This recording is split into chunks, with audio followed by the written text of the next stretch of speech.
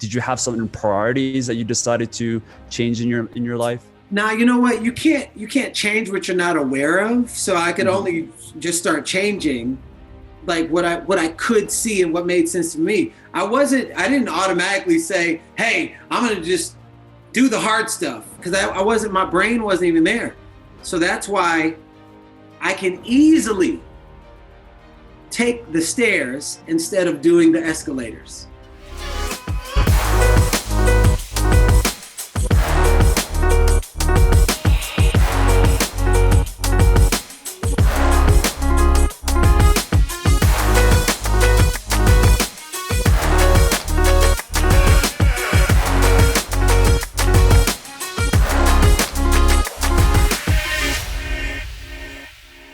Garrain, how's it going, man? Everything is going great, man. I could not complain, and I'm just grateful to be here. So thank you for having me on. Yeah, and obviously we were just kind of talking about some of the lessons you've learned. Yeah, you're expecting your baby very soon. By the time this is out, he or she might already be born. Yeah. Amazing. Well, dude, you have such a fascinating story, and I'm really excited to get into this with you. I don't even know where to start. I mean, I'm looking at your timeline right now, and just the amount of struggle and the whirlwind of tragedy and lessons you must have learned, just insane. And I guess I would love to just start with kind of the beginning, right? You had this first traumatic event at the age of 4 years old, and you kind of carry that out. I mean, talk to us about those experiences.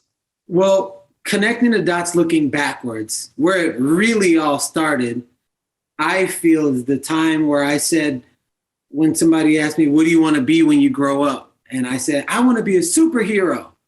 I want to be stronger than the average man. I want to have abs like an action figure. And I want to save lives all over the world. So in my mind, I can only relate to the superheroes I see on TV with a cape and all these different things.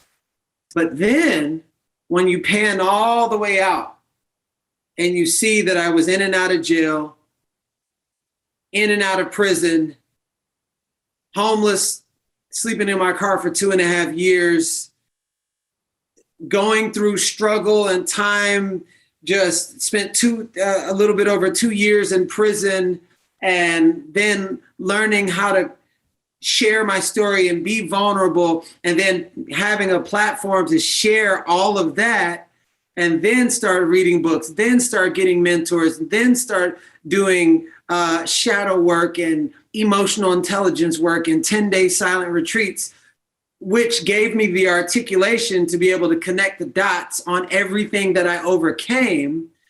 Now I sit here as a 42 years young champion of life who has spoken all over the world in 65 different countries, 65 plus different countries, and saying, wow, I'm stronger than the average man. I have abs like an action figure, and I save and change lives all over the world. But name one superhero that didn't have to overcome something difficult to discover their powers. So I actually ask for this life. So going through and growing through all of these different things developed my skill sets of focus, staying power, grit, influence, failing forward, compressing time frames. There's so many lessons I got. They always say, leave the past in the past. Not if you didn't get the lesson, because your future will be a recreation of your past. So I went to all of those points in my past where the stories and the hardship events happened. And I said, what was the lesson trying to teach me? Boom, new superhero power, resilience, boom, new superhero power. How do you take a little kid who's diagnosed with a learning disability and has delayed learning and has a speaking impediment, and he speaks all over the world now? Boom, because I decided that's what I'm going to do. Boom, new superhero power. So I've been able to cultivate, take all the lessons, embody them as tools to support me and being able to communicate with, I feel, with anyone, no matter who you are, what color you are, your nationality, man, woman, boy, or girl, whatever pronoun you choose, because I've literally experienced so many things that people find themselves inside of my testimonies. Powerful stuff, man. And obviously, you know, the bigger the trauma and the bigger the suffering that you went through, the bigger the resilience that you now have with you, because you're always going to compare whatever struggles you go through today to what you've already faced and what you've already overcome in your life. And I imagine that would just allowed you to toughen your skin. But for people that just aren't aware of your story and some of the stuff that you've been through, give us some overview of just, you know, one of the incidences that you've had so many, but, you know, one of the things that really is still, the story that you really feel the closest to your heart in terms of how it shapes who you are. You know, I've been going through struggle, ups and downs, hitting rock bottom for many years. So my being at rock bottom was normal for me. Being high on life was not. So the story that really stands out is 2011, August. I was in the lowest point of my life. I tried to kill myself twice. I was a little bit over $200,000 in debt because I hadn't paid taxes for the last 7 years. Well, actually 10 years, but they can only get you for 7. And I was living in my car for 2.5 years. My daughter pretty much disowned me because I couldn't figure my life out. My girlfriend had broken up with me because I couldn't figure my life out. And my mom was dying in the hospital. And I just was like, can it get any worse? And my life kept getting worse. Meanwhile, I had all of these gifts, all of these skill sets inside of me. I just didn't know where to put the energy. And energy cannot be created nor destroyed. It can only be transferred. Well, I didn't know where to transfer it. So what were some of those skills, by the way, that you realized you had at that time? But I've had it since I was a little kid. I've always been able to motivate people. I've always been able to bring joy to any environment, no matter where I am. I've always been able to cultivate and create play and fun, even when it's the most boring scenario. My imagination, it's infectious on other people. And I've always had that, but I just didn't know that you can use that for good in the world. So I would use it to get women. I would use it to break into cars, break into houses. I was like, how creative can I be? And I was successful at that. But it all hit a tail because that's the only way I knew how to function in life, given my background coming up, struggling and watching my mom never home, my brother never wanted to hang out with me. And my dad was a drug dealer who was murdered, you know, when I was 12 years old. So I pretty much raised myself. So when it came crashing down in August 2011, 3:43 in the morning, that's when I said, okay, I'm tired of fighting. I don't want to fight anymore. I want to be healthy. I want to be happy. I want to be surrounded by nothing but positive people. I just want to inspire people. And I want to make a bunch of money, but I want the money to represent something that I passionately believe in. Take note of this. That I would do for free. Just show me a sign. A week later, I'm at the gas station and a homeless guy asked me for money. And I said, you have more money than me. And he said, change your mindset, change your life. And it was in that moment right there. I don't know what it was about what he said, but I had a conscious interrupt. It interrupted my thought process. And I was like, change your mindset, change it. So if my mind is set on something, then that's why the result is what it is. So if I do different with the same circumstance, my life will change. So from that moment, anything in areas of my life where I wasn't happy, I just trained myself to start doing the opposite. Normally, I would take the escalators, but I knew I was 30 pounds overweight. I said, change your mindset, change your life. So I'm gonna take the stairs. Normally I slept till noon. Change your mindset, change your life. So I'm gonna start practicing waking up at 6 a.m. I ate fatty foods. Change your mindset, change your life. I started practicing being healthy. I hung out with negative people. I started practicing cultivating a new community that was up to something. So because of all of those opposites, my life is 10 years removed of the habitual nature that attracted that caliber of a life. And now, from somebody who's spoken on stages, has #1 programs and retreats and #1 best-selling books and real estate investment, and all of these things are fruits of who I've become while training myself to do the opposite. And I'm 10 years removed from that stagnant life. Man, and that is, we're talking, I mean, just starting in September 2021, this experience that you had at your rock bottom was August 2011. So we're talking, basically 10 years at this point, the moment we're talking. Yep. And it reminds me of the quote that, people overestimate what they can do in a year, but they underestimate what they can accomplish in a decade. And it seems like you're the living example of that quote and that story.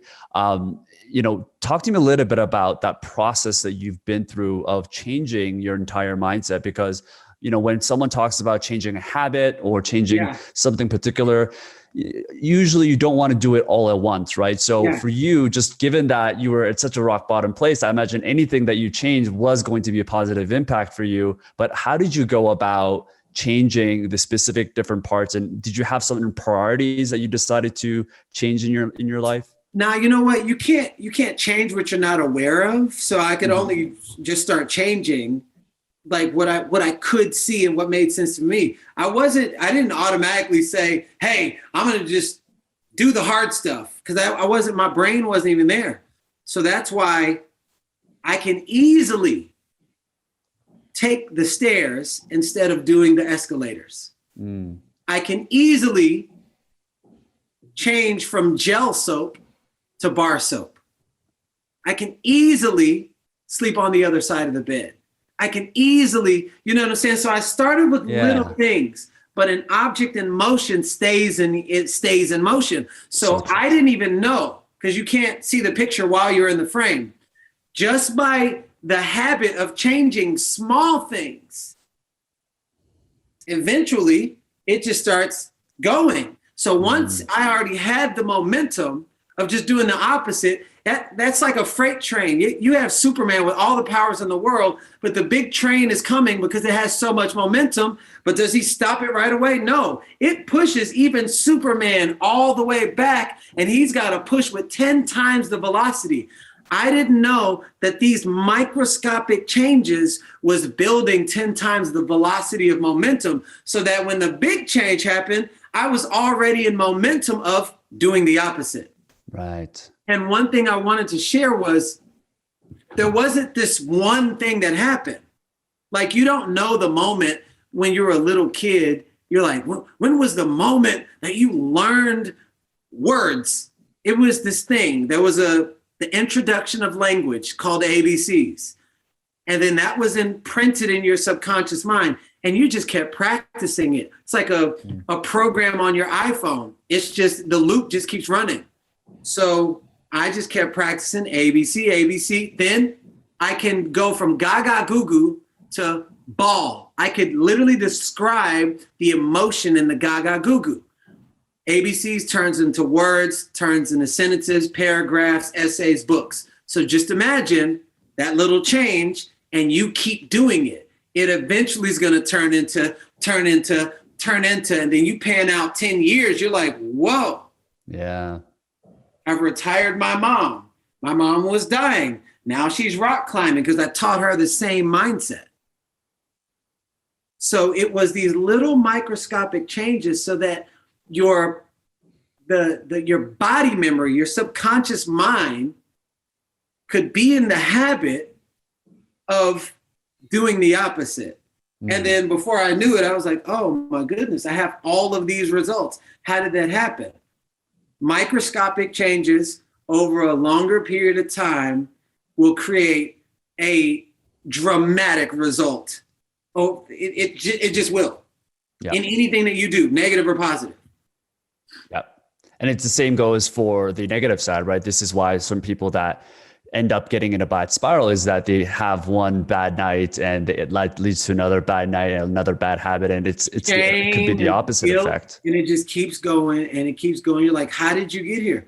I don't even know the moment, but that's what happened to me. So because I saw where I came from with the mindset, how I was insecure, how I would talk about people behind their back, how I would gossip, and the fruits of that labor was that downward spiral. Well, the opposite of that is the upward expansion. Yeah. So imagine, as much as my life has expanded, imagine that on the opposite end of the spectrum going down just as fast. Yeah. Yeah. It's dangerous. It could be incredibly life-changing, or it could be incredibly dangerous for that mindset. Very, especially most people aren't aware of it. How do you teach people to be aware of it? Is that something that you can teach? Well, here's the thing. I could not articulate that. I could only be the example, and people could see the freedom inside of them, they would then reflect on their own life. And that was like a spiritual permission slip to like embody your own personal freedom in mind, body, and heart. But most people have never seen it, and you can't be what you can't see. So by me being the example, people are like, yo, what are you doing? So here's when it really hit me. One day, I got tired of pretending to be an image that I wanted people to see, and I just wanted to express my authentic nature, period. You think you know me? You have no idea. This is what you know, but this is what it really is. I'm sleeping on bubble wrap. I'm sleeping in abandoned buildings. I could barely feed myself. I really have no money, but you see me like this. So when I shared that, the first message I got from somebody literally said, when I read your testimony, I put the gun down. And I was like, fifth message, when I read your testimony, I didn't drive my car off a bridge. Oh, I was the voice of the voiceless, because most people felt like they were alone until they saw what was possible when somebody put themselves out there. In that moment, I knew my work in the world. Most people aren't willing to put that out. By me putting it out, it gave me access to the caliber of people that don't let people in. And that's literally my work. And it's ironic that the tragedies and the traumas that you faced at an early age in some ways came a blessing for your work, because those people that are going through those same thing and that feels like they're alone, you would not be as relatable. You would not be as powerful in terms of the words that you're saying if you didn't have those traumas. People that are going through this today, they wouldn't be able to relate to you. They wouldn't listen as they are now to what you're saying. Well, think about Batman. How did he get his powers? 2 people killed his parents. And then all of a sudden, boom, what happened to Superman? Boom, same thing. And then something came inside of him. So I've never met a superhero that didn't have to overcome something. But in the overcoming, you learn who you really are. When you meet yourself at your lowest, and I'm not saying that everybody has to go through trauma. However, the people that I've experienced that has garnered a big level of influence, when you dig deep enough, they overcame something, and then they develop a passion to spread the message.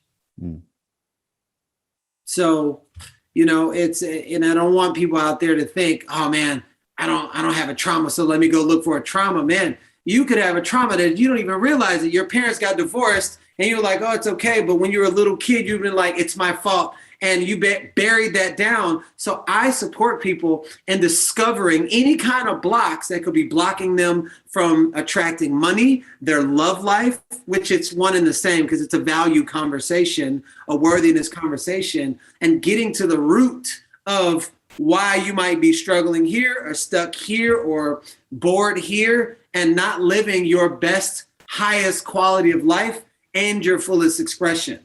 And if you dig and you ask enough questions, You'll find it. Yeah, I mean, we don't want this to be like a trauma contest of like, Yeah. not thinking that your trauma is big enough and you have to Yeah. seek for something and make something that's bigger than it may actually be. And this might be a common case for you, maybe, where because of how traumatic the events that you faced were, maybe some people feel like sharing their trauma is just not as important or as effective because maybe they feel that the trauma level isn't as deep as what you've went through. How do you teach people to feel more comfortable based on your own experience of just being able to talk openly about the and be more vulnerable about the experiences they've been through? Well, one, you can't be anything for everybody at all times. So, but I also give people context. Like, you don't have to have gone to prison to feel like you're in prison in a 10-year relationship that you know you don't want to be in and you don't leave. That's also prison. And a 20-year job that pays you less than your value and you don't want to be there. You don't like your boss. You don't like the people that you work around with. So I support them in understanding the layers of you can be feeling the same thing. You can feel the abandonment. You can feel homelessness because you're not doing anything that you want to do and you're doing what everybody else wants you to do. So you're homeless to your own heart.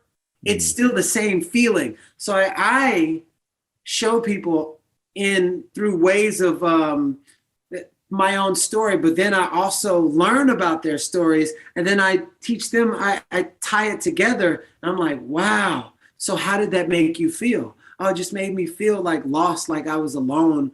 I was just dealing with this. I have a 10-week whole life success master course that just launched last Monday. And there's a woman in there that she hasn't experienced anything really that I've experienced, but her story is like, wow, I've been complaining about everything, but this guy has took his story and made something of it. Maybe I can take my story and I can actually be gratitude. And her story was, I really need to work on my marriage because I'm just a mom. So what did I do? Flip it. How about you're a powerful divine queen who happens to be a mom and dreams and goals are still living inside her? Do you want to pass that on to your kid of being just to somebody, or you're living your fullest expression so that you can train them to be all they can be instead of just part of what they can be? Yeah. And that small tweak in the wording and the way Yes. you say it is so powerful in the way you look at life and how you think about yourself and how I'm you reflect to others. I'm a language person, and I'm really attentive when it comes to communication and understanding energies. And I love asking questions because, like a kid, I am so curious about your story. And I teach people to be curious about their own stories. Right. Because you'll find amazing treasures in your own life. And what tends to happen is they'll realize that everything that they were looking for was inside of them the entire time. I just support them in remembering that. Yeah. Yeah. Especially if it's a bad experience or if it's a traumatic experience, our human nature brain is meant to ignore that or try to forget it so that we can survive on our daily basis without suffering. Right. Yeah. Yep. Now you've been through this 10-year journey of completely transforming not only yourself, but, other people that you've dramatically saved, for lack of a better word. You've literally saved their lives in terms of the suffering and the traumatic experiences they've been through. But just like bad habits can kind of crawl up on you, I personally, if I'm trying to eat healthy or if I'm trying to exercise on a daily basis, I could go through it for years. But then certain things that can just crawl up on you, right? You have a bad day and you feel lazy. How do you have that peak mindset? Meaning, what is your non-negotiable on a daily basis or a weekly basis that if there was negative thoughts that are crawling up on you, or if these things that are the dark past is coming up on you again, how do you have a process now set in place so that you can get back to where you are at the top peak performance of your mind? The biggest thing that I focus on is awareness. Again, you can't change what you're not aware of.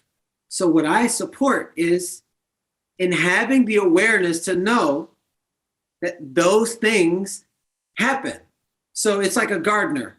Okay, I have the awareness that I'm planting the seed and I got the best garden ever. But if I'm not aware of the practice and I just leave my garden untended, weeds don't need anything to grow but time. No matter where you plant anything, if you leave it untended, all of a sudden the weeds from underground come in and overtake the garden. Well, guess what? Your mind is a garden as well.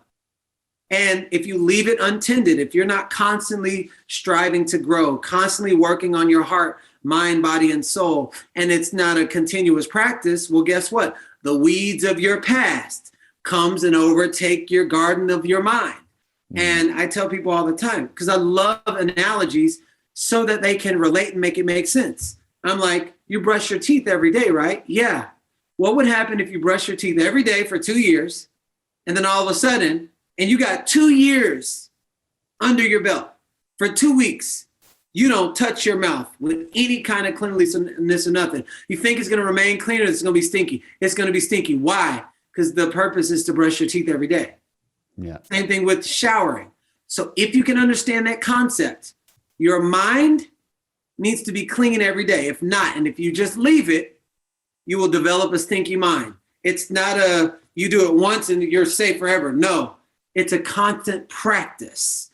And you practice until it's integrated. I don't have to think about anything when I go to the bathroom, I say my affirmations, and I brush my teeth because now it's a part of me. So you practice it until it becomes a part of you. Now you use less brain power to then start focusing on working on your mind. So just supporting myself and other people with, if I leave it untended and stuff starts showing up, I know it's because I've just been sitting there and I haven't been doing my usual practice. Right. So you mentioned something interesting there, which is affirmations, but specifically you do it on a daily basis when you're brushing your teeth. Is there a reason why you decided to choose brushing your teeth as the action that you do to complement your affirmations? Well, one, there's several things going on. I can get really, really, really big talk scientific, but I'll just bring it to just like a subatomic level, a practical level, because I love looking at myself and telling myself who I am. And what I realize is if you don't tell yourself who you are, you'll live a life where you'll live to produce yourself based off of what other people say that you are. So when I say I am powerful, I am amazing, it's a practice to remind myself who I am. And when I know who I am, I know who I'm not. So when people say certain things, it doesn't resonate with me because I'm in practice of telling me who I am every single day.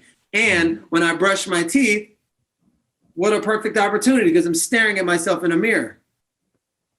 It's kind of like it's kind of like you can set up certain it's like if you want to work out in the morning, who's the person that's most apt to be in flow? The person who programs the alarm, who says that I'm going to work out in the morning, puts his shoes right by his bed, his socks, his outfit, gets up out of bed, and then boom.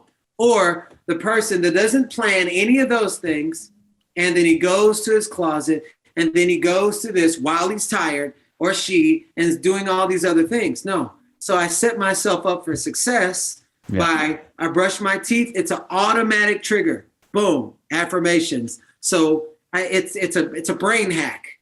And so when I can look in the mirror, I brush my teeth. When I brush my teeth, I'm looking in the mirror, affirmations. They're all connected. Absolutely. Yeah. And it's really smart what you're doing. There's a book by James Clear called Atomic Habits, which I'm sure a lot of people have. Book.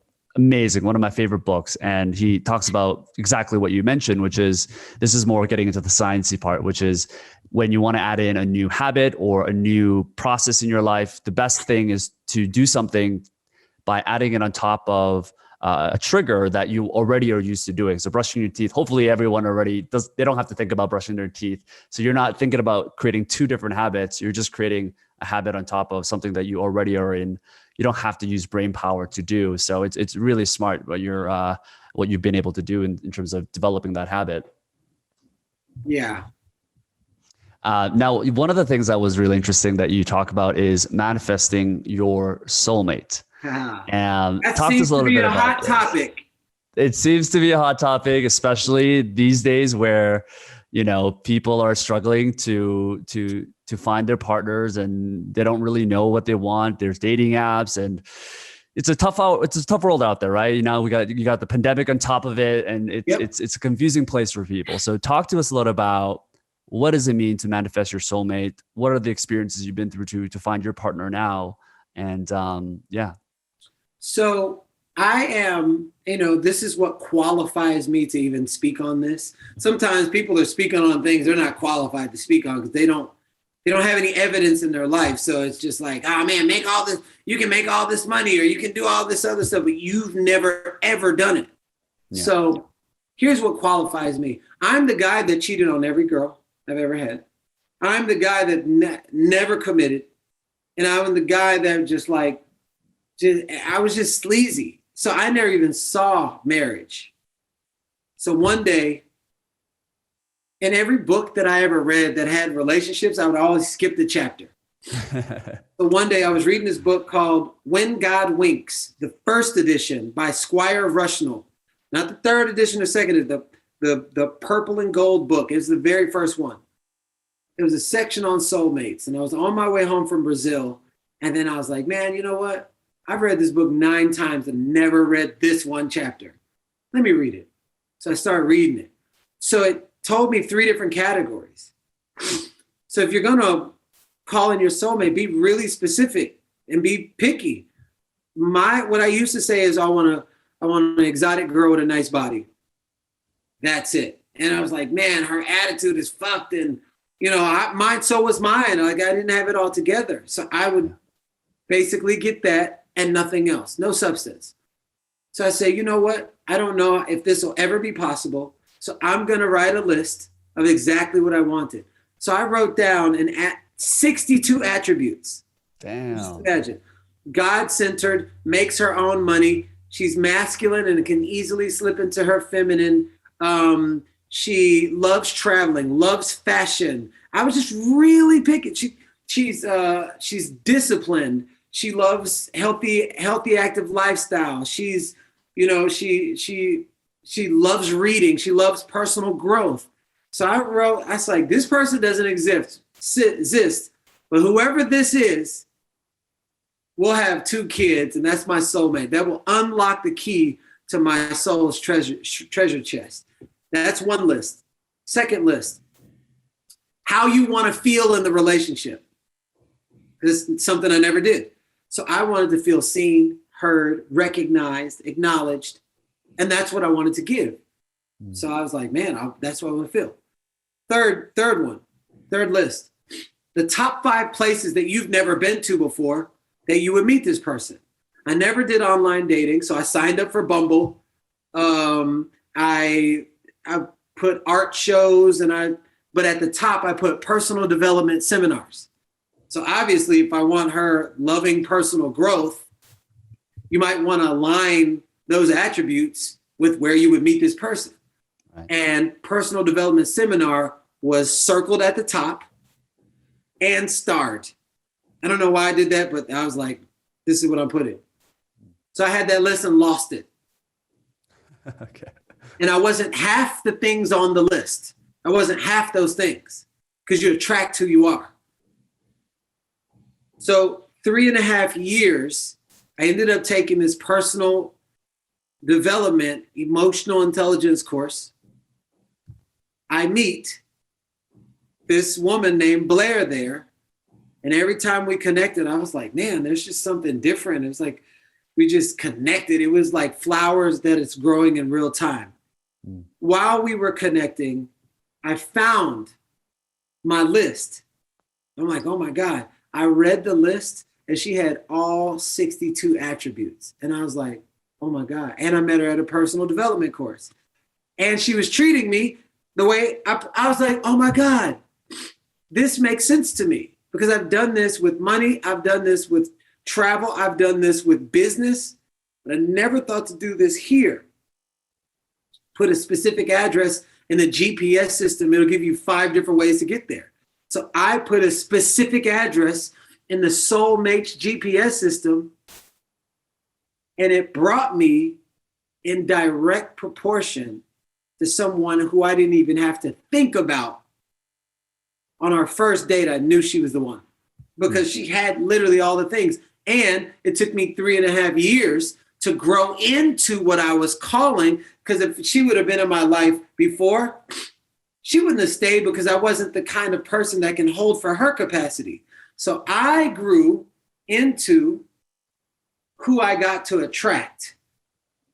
And we met at a personal development seminar, and then boom, now we're married. We're having a baby in the next 4 weeks, and it's a lot of work. However, I know she's the one. There's no, like, I knew it instantly.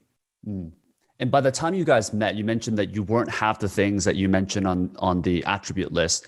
Is that when you guys started dating, even though you did? Okay, so you were fully grown into that full person. I had fully grown into that, but oddly enough, I didn't have a relationship with my daughter. So during those 3 years, whatever my life's work was at the time, as far as like things that I needed to face, my daughter came back into my life. I started trusting women.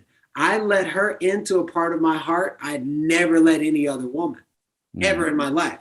And then I started learning, and I was like, wow, I like when my daughter is, she cooked and she did some other things. She's like, no, you've been working hard. And I was like, wow, I was like, I would want a woman like that, and because I'd never, ever let a woman, not even my own mom.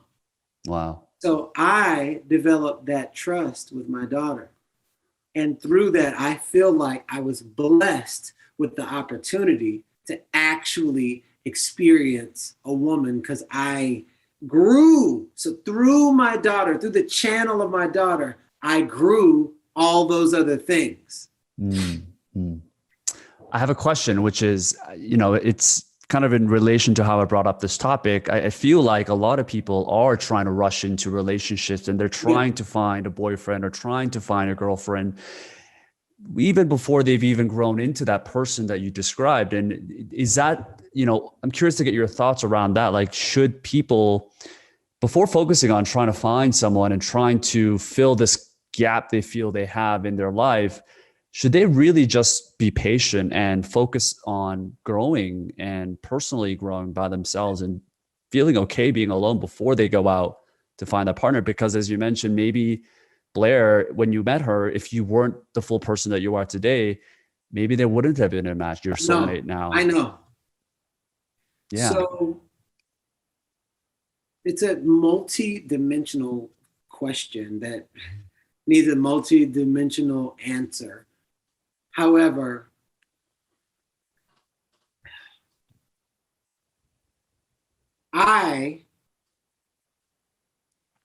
when I was growing into that, I realized that during that process, everything that I had been looking for was inside of me.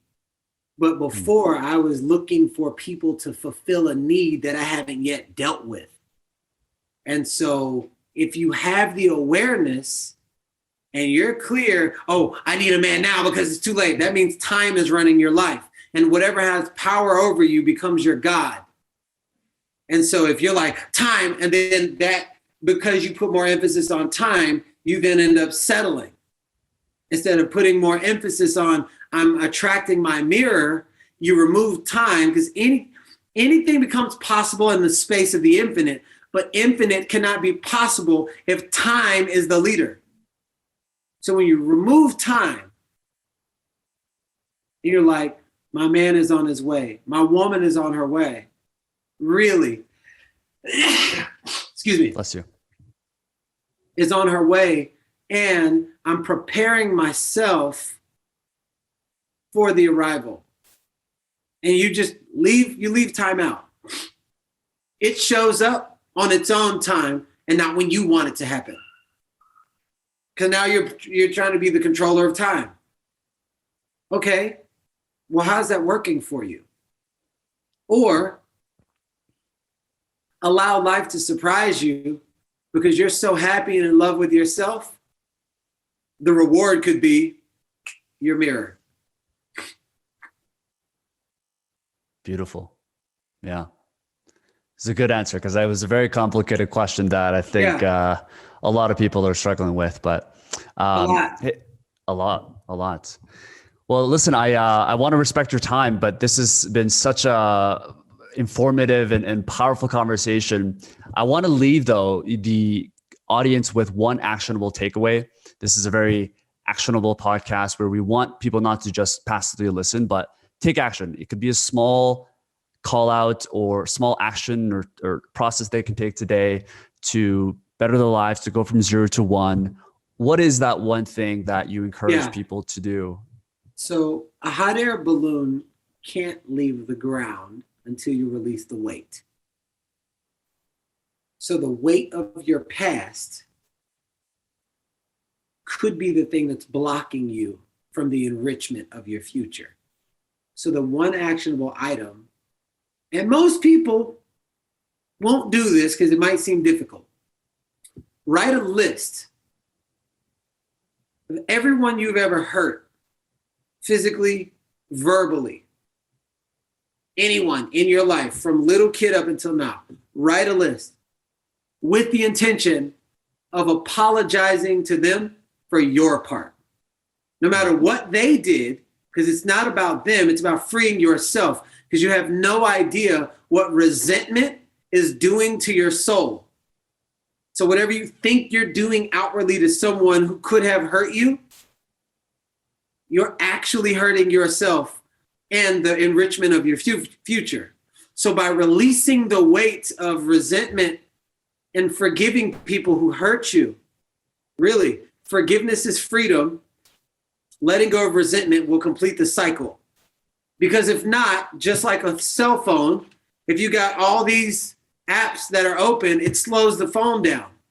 So if you got all these open loops that haven't been closed because you haven't forgiven certain people and you've just held on to resentment, well, guess what? It'll slow your life down. It'll slow your abundance down. It'll slow your money down. And the worst part about it is you won't even realize what it is. So you'll think it's the surface thing. Oh my God, well, I'm going to quit this boyfriend. I'm going to quit this girlfriend, or I'm going to quit this job, or I'm going to move to another country. I'm going to move here. Wherever you go, you got to take yourself with you, and you're going to keep attracting the same things that look different, but it's going to feel the same because you haven't dealt with your own stuff.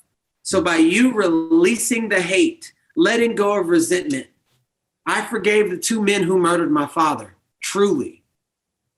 And it created space to make room for my blessings. You need space. You got a two-car garage and there's already 2 cars in there. You can't park another one in there. But when you remove what's in the garage, you actually have space to put new cars in there. Your soul needs the same thing. Beautifully said, man. Wow.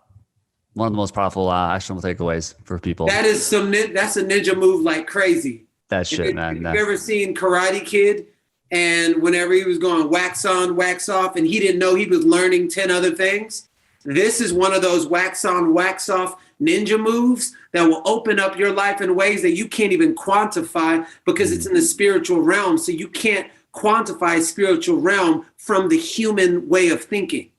However, when you do it, it's like unplugging a spiritual dam and allowing flow to exist in your life. I love it, man. Well, I really hope people actually take action on this, not just are passively listening, because it's only going to result in benefits for you if you can take the action to do so. So I really appreciate you, man. And where can people find out more about you? Where can people learn more about you? So you can go to my website, GarrainJones.com. Instagram, Garrain.Jones. I have a book called, of course, Change Your Mindset, Change Your Life. Yeah. So thank you, Homeless Guy, which I think was my angel for that title. It's also the name of my company. But that's on Amazon in Spanish and English, and we're about to work on the audiobook as well. It's a lot of stuff that we talked about and practical ways and how you can use it in your life. So the book, I do one-on-ones. I run retreats. I just launched a 10-week program. After that program, I launch other programs. So I just need to get the message out and for people to have access to that message. So thank you all for tuning in, and thank you for creating a platform like this so stories like mine has wings. Man, I can't wait to see this 10 years from now, just based on the exponential path that you're on, and just to look back and see, wow, like, you know, I'm sure you're going to have grown as a bigger person. And the last thing I want to leave you with, I love that you said that, because somebody the other day said, oh man, that's easy for you because you got the multi-million-dollar house and you got the cars and you got this. I was like, are you kidding me? I've been talking about this shit since I was living in my car. I had 125 videos, and the name of the YouTube series, it was called The Storage. You know where I shot those? In the storage that I was living in. So what you're seeing is the overflow of the work I put in 10 years ago. Imagine 10 years from now from the work I'm investing into humanity right now. Yeah. Yeah. It's been the same mentality the whole time. It just takes time, right? Yep. I love it, dude. Powerful message. Well, dude, I really appreciate you. I really hope people check out your book, your podcast, and all the things that you have going on. And couldn't be more appreciative for taking the time to come on. Thank you so much, brother. And I appreciate you as well.